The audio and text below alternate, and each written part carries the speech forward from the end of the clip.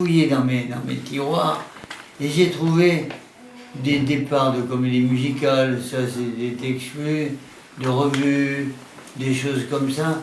Et je me suis dit, et si enfin je me décidais à écrire une histoire inventée. Et c'est ainsi que j'ai jeté mon dévolu sur cette histoire que je raconte dans le livre dont nous parlons. Et il n'y aurait pas eu de confinement, mais il n'y aurait pas eu de livre semblable. Voilà. J'ai répondu longuement à une courte question. C'est ce qui vous fait dire que c'est le premier?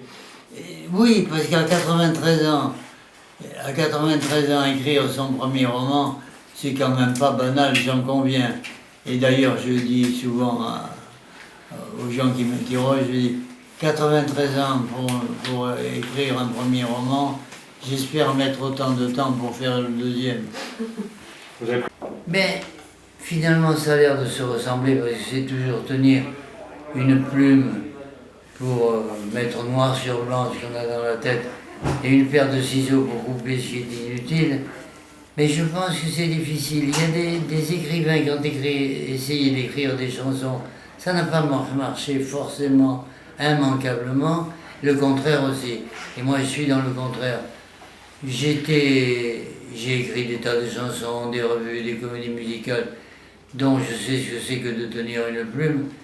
Mais je n'ai jamais osé me lancer dans une fiction, dans une histoire inventée, même si elle repose sur des réalités passées ou présentes. Donc finalement, ce n'est pas un exercice plus difficile?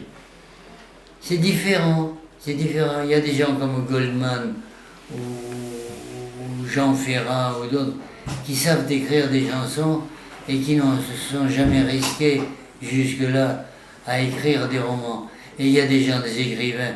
Si tous les journalistes, tous les gens qui écrivent des livres étaient capables d'écrire des chansons, ben écoutez, ça chanterait de partout avec des auteurs variés à l'infini. Non, c'est particulier, c'est différent, c'est autre chose.